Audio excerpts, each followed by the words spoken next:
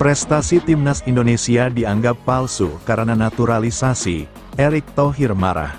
Ketum PSSI Erick Thohir merespons kritik terhadap naturalisasi timnas Indonesia yang dilakukan Peter Gonta hingga mengundang polemik di media sosial.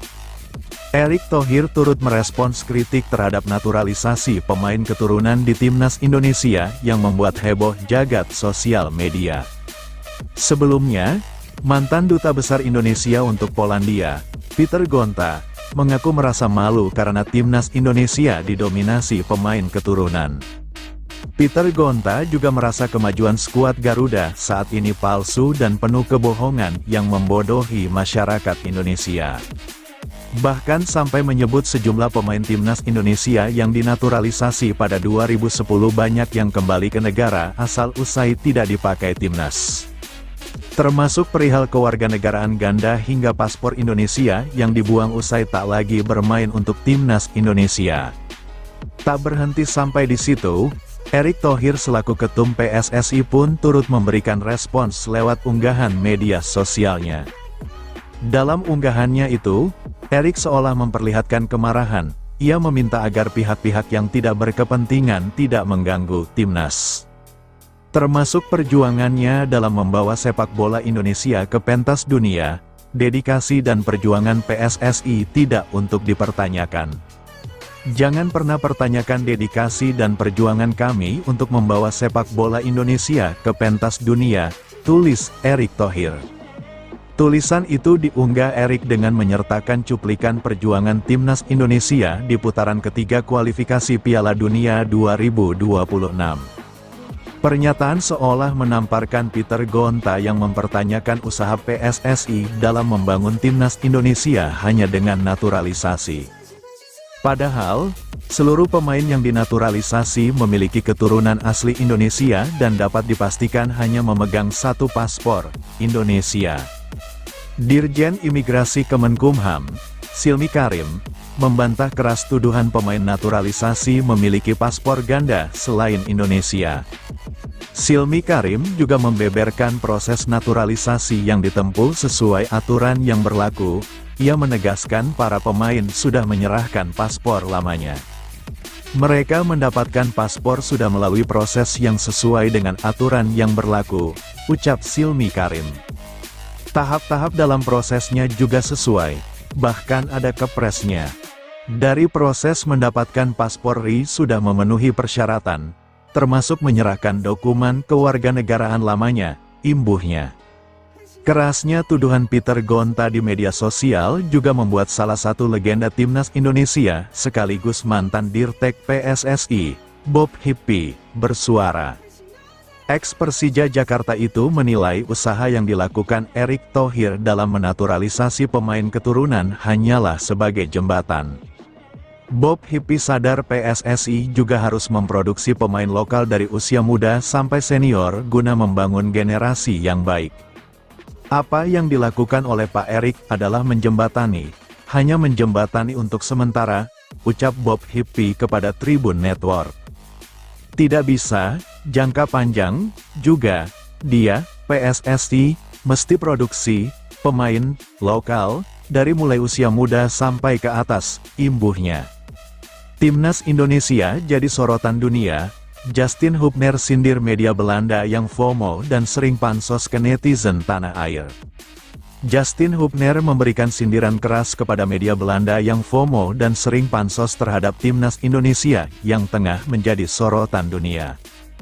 Timnas Indonesia diketahui belakangan ini memang tengah menjadi sorotan karena beberapa kali mampu membuat kejutan.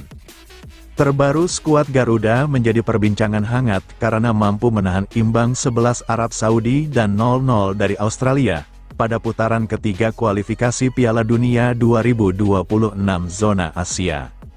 Meningkatnya kualitas dan prestasi anak asuh Sintayong itu membuat JIZS-DKK menjadi sorotan. Apalagi setelah tim Merah Putih lolos ke putaran ketiga kualifikasi Piala Dunia 2026 dan sering mendapatkan ulasan dari FIFA sehingga makin menjadi perbincangan hangat dunia. Momentum ini pun turut dimanfaatkan oleh sejumlah media asing dengan melaporkan berbagai kabar terkait skuad Garuda. Fenomena tersebut ternyata menarik atensi Justin Hubner yang merupakan salah satu pemain andalan timnas Indonesia. Hubner yang terkenal akan sikapnya yang blak-blakan itu turut menyindir media asing yang dianggap FOMO dan pansos terhadap netizen tanah air terkait timnas. Hal ini diketahui dari unggahan Instastory eksklusifnya di akun Instagram pribadinya pada Jumat, tanggal 13 September tahun 2024.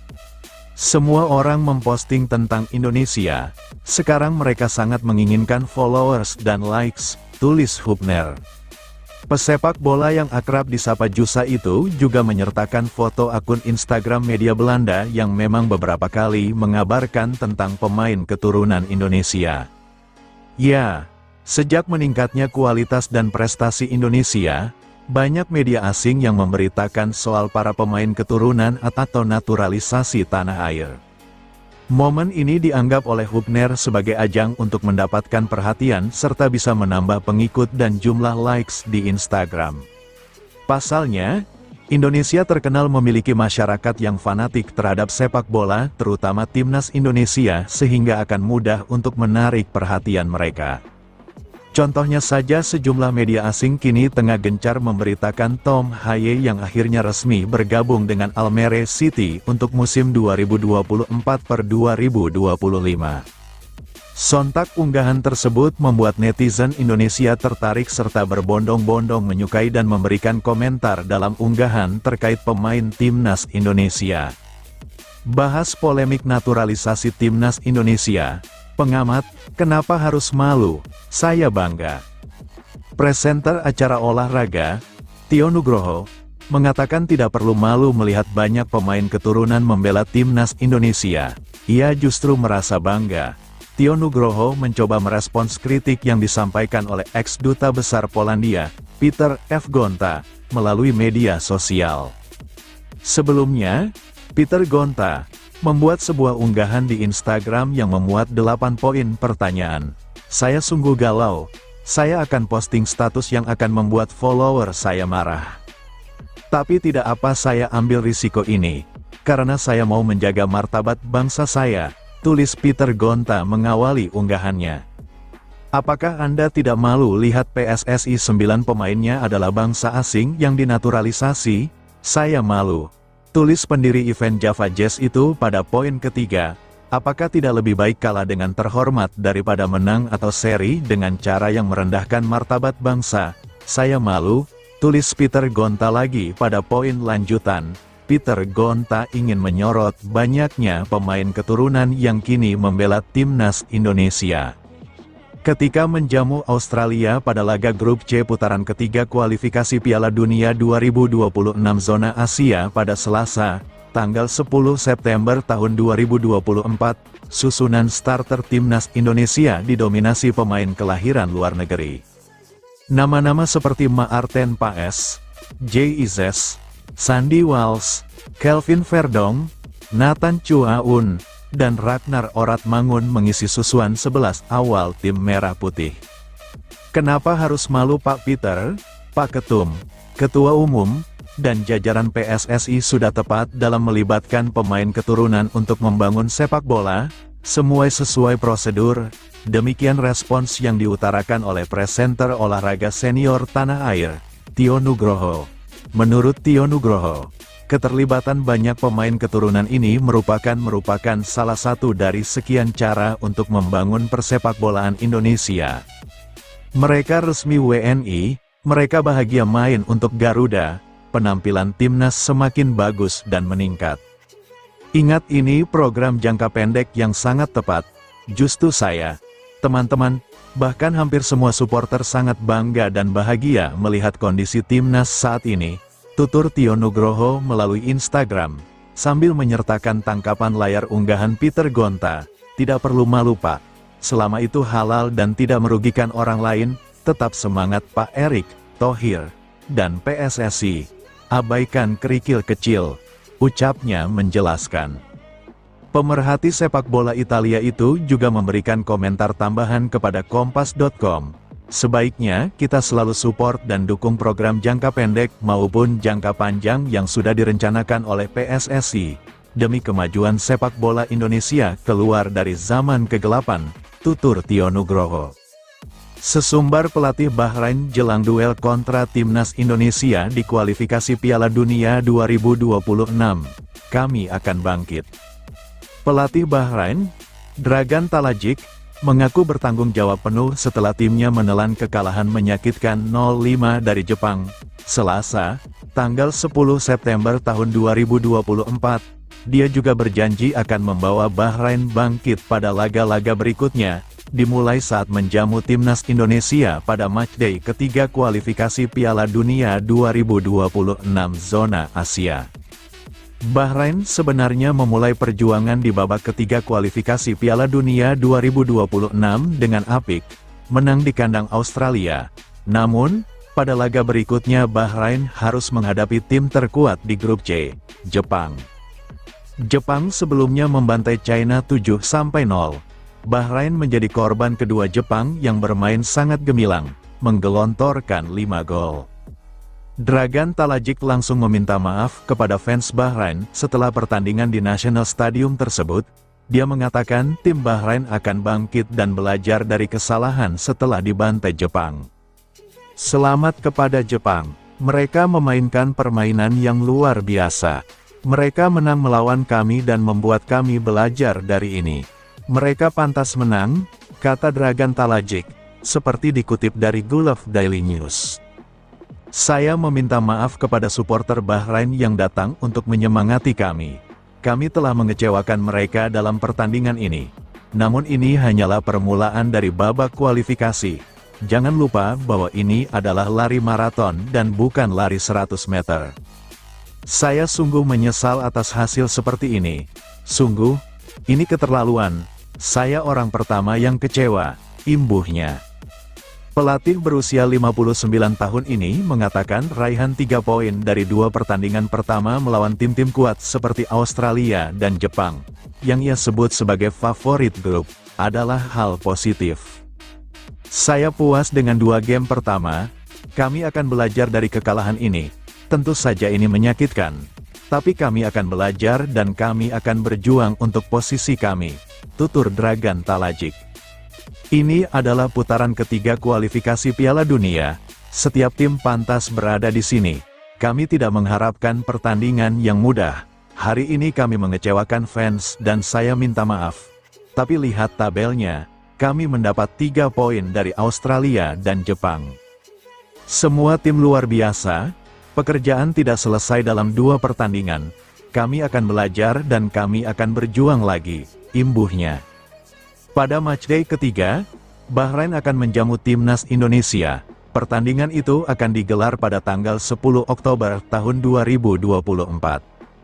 Tom Haye diminta pulang oleh supporter Belanda usai bantu timnas Indonesia curi 2 poin dari Arab Saudi dan Australia. Pemain timnas Indonesia, Tom Haye, diminta pulang oleh para supporter Belanda selepas 2 laga di putaran ketiga kualifikasi Piala Dunia 2026 zona Asia. Skuad Garuda telah melakoni 2 laga pertamanya di putaran ketiga kualifikasi Piala Dunia 2026 zona Asia selama sepekan terakhir. Tim asuhan Sintayong sukses menahan Arab Saudi dengan skor 1-1 di Jeddah pada Jumat, tanggal 6 September tahun 2024, dini hari WIB. Kemudian, pada Selasa, tanggal 10 September tahun 2024, malam kemarin WIB, Timnas Indonesia menahan Australia di Stadion Utama Gelora Bung Karno. Tom Haye bermain pada kedua laga tersebut, namun menjalani peran yang berbeda. Dia menjadi starter pada laga kontra Arab Saudi, selagi menjadi pengganti dari bangku cadangan saat Garuda berhadapan dengan Australia. Sang gelandang berusia 29 tahun bermain dalam kondisi yang tidak ideal karena tidak latihan seintens ketika memiliki klub. Sebab, Haye sudah dilepas oleh klub asal Belanda, SC Heerenveen, sejak akhir Juni lalu setelah kontraknya tidak diperpanjang. Meski begitu, mantan pemain Lecce tersebut tetap memperlihatkan performa gemilang dan performanya nampaknya memikat para supporter dari mantan klubnya di Belanda. Tom Haye sedang ramai dikabarkan bakal kembali ke NAC Breda sebagaimana arta dari jurnalis asal Belanda, Jos Blaihoef. Pada Selasa, tanggal 10 September tahun 2024, kemarin, setelah laga timnas Indonesia kontra Australia, sang jurnalis mengabarkan bahwa Tom Haye dibujuk untuk kembali ke NAC Breda oleh para supporter dari klub asal Belanda tersebut. Tagar Haye comeback home, Haye pulang ke rumah, sedang trending di Breda dan area sekitarnya. Demikian cuitan oleh Blaihoef di media sosial X. Namun demikian, Blaihoef mengklaim bahwa NAC Breda tidak memiliki kekuatan finansial seperti klub-klub peminat lainnya, seperti Oxford United. Namun demikian, klub memiliki kekuatan finansial yang tidak sebaik para kandidat lain. Tambahnya, sebagai informasi, meskipun bursa transfer musim panas telah ditutup, Haye masih bisa gabung NAC Breda karena statusnya sebagai pemain tanpa klub.